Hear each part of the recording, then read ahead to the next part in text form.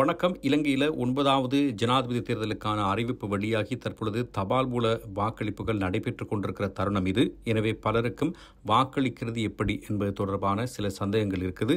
அது தொடர்பாக தெளிவுபடுத்துவதாக இந்த காணொலி அமையப்போகுது. இது குறித்து தேர்தல்கள் ஆணைக்குழு விசேடமான ஒரு ஊடக அறிவித்தலை வெளியிட்டிருக்கிறாங்க. அதில் ஜனாதிபதி தேர்தல் 2024 வாக்களிக்கும் ஒழுங்கு அப்படின்னு தலைப்பட்டிருக்காங்க. 2024 செப்டம்பர் மாதம் 21ஆம் தேதி நடத்தப்பட இருக்கிற ஜனாதிபதி தேர்தலின் போது 3க்கும் மேற்பட்ட வேட்பாளர்கள் போட்டியிடுகின்ற காரணத்திலான ஒரு வேட்பாளருக்கு வாக்கையும் வேறு 2 வேட்பாளர்களுக்கு 2வது விருப்பத் தெரிவையும் மற்றும் 3வது விருப்பத் தெரிவையும் வாக்குச்சீட்டில் அடையாளமிடுவதற்கான சாத்தியப்பாடு காணப்படுது. தேவையா இருந்தால் ஒரு வாக்கை மாத்திரம் அடையாளமிடுவதற்கான சாத்தியமும் காணப்படுது அப்படிங்கிற தெளிவான விஷயங்கள் சொல்லப்பட்டிருக்குது. எனவே பயமில்லாமல் இந்த விஷயத்தை பார்த்துட்டு நீங்கள் போங்க. வாக்களிப்பதற்கு முன்னதாக இது தொடர்பான ஒரு தெளிவோட போனீங்கன்னு சொன்னால் உங்களுக்கு இலகுவாக இருக்கும். முதலாவது புகைப்படத்தை பாருங்க. 5 வேட்பாளர்கள் இருக்கிறாங்க. அதில் நம்ம ஒருத்தருக்கு வாக்களிக்க போகிறோம் அப்படின்னு சொன்னால் 1 நம்பர் 1 அப்படிங்கிற இலக்கத்தை மட்டும் நம்ம இடலாம். எனவே அந்த வாக்கு செல்லுபடியான வாக்கு. அப்படி இல்லைன்னு சொன்னால் 1 போடாமல் தர எக்ஸ் அப்படிங்கிற ஒரு குறியீட்டை போட்டு நம்ம வாக்கை வழங்கலாம். அதுவும் செல்லுபடியான வாக்கு. எனவே 1x 2ஐயும் வழங்க முடியாது, ஏதாவது ஒன்றை தான் வழங்கலாம். அப்படின்னு சொன்னால் நீங்கள் ஒருத்தரை தெரிவு செஞ்சுருக்கீங்க.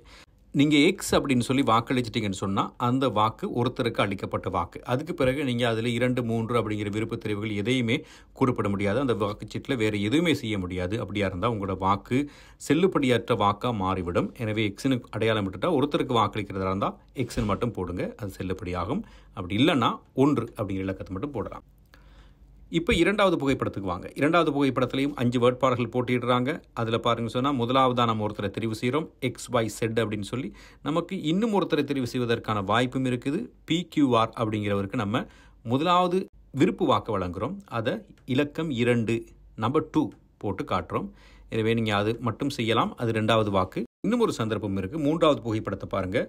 முதல் தெரிவு, 2ஆம் தெரிவு, 3ஆம் தெரிவு. 3 வாய்ப்புகள் இருக்குது. பிரதான வேட்பாளர் ஒருவருக்கு நீங்கள் வாக்களித்திருக்கிறீங்க. இலக்கம் 1, அவர் XYZ அப்படின்னு பேர் சொல்லப்பட்டிருக்கு.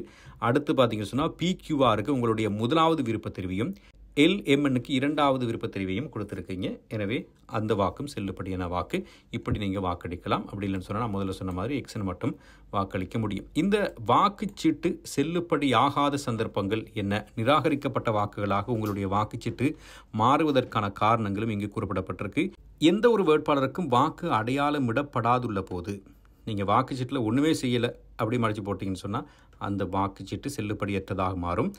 2வது, 1க்கு மேற்பட்ட வேட்பாளர்களுக்கு வாக்கு அடையாளமிடப்பட்டிருக்கிற பொழுது நீங்கள் எக்ஸ் அப்படின்னு சொல்லி 2 இடத்துல எக்ஸ் போட்டிங்கன்னு சொன்னால் அது செல்லுபடியாகுது. அதே போல் 1 அப்படின்னு நம்ம 1 போட்டிருந்தீங்கன்னா கூட அதுவும் செல்லுபடியற்ற வாக்காக மாறும்.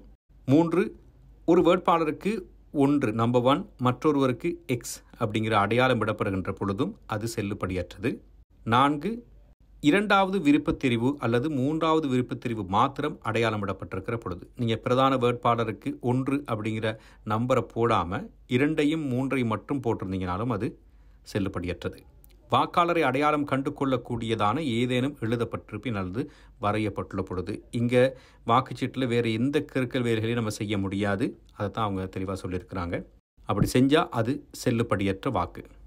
6வது, 1 தவிர்ந்த வேறு அடையாளம் ஒன்றுடன் 2, 3 விருப்பத் தெரிவுகள் அடையாளமிடப்பட்டிருக்க பொழுது நீங்கள் அந்த 1 அப்படிங்கிற இலக்கத்தை பயன்படுத்தினாதான் 2, 3 போடலாம். 1 தவிர நீங்கள் எக்ஸை போட்டுட்டு அதுக்கு பிறகு 2, 3 அப்படின்னு தெரிவு செய்ய முடியாது. அது செல்லுபடியற்ற வாக்கு. கடைசியாக 1, 2, 3 தவிர வேறு ஏதாவது நம்பர்ஸ் அடையாளங்கள் போட்டிங்கன்னா அந்த வாக்குச்சீட்டு செல்லுபடியற்றது. எனவே உங்களுடைய வாக்கை செல்லுபடியானதாக ஆக்குங்கள். கட்டாயம் வாக்களியுங்க. வாக்களிக்கிறது ஒவ்வொருவருடைய ஜனநாயக உரிமை. எனவே தேர்தலில் வாக்களிக்கிறது எப்படி அப்படிங்கிறது குறித்து உங்களுக்கு இந்த காணொலி மூலமாக ஒரு தெளிவு ஏற்பட்டிருந்தால் இதை ஷேர் பண்ணுங்கள். தேங்க்யூ.